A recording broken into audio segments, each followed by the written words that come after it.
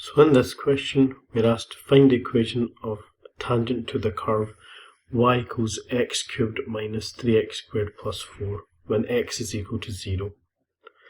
Okay, so what we need to do first of all is we need to get the coordinates.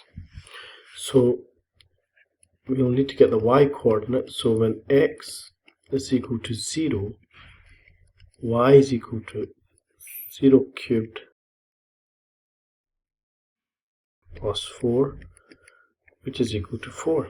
Therefore, you have the coordinate 0. Now, to get the gradient, what we need to do, we need to differentiate this function.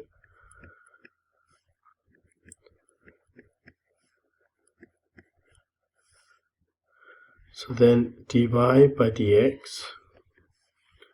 that's 3x squared minus 6x. Now, at x is equal to 0, the m is equal to dy by dx. Remember, the dy by dx is a gradient function. So because the tangent at that point and the curve, they're going to both have the same gradient. So we can do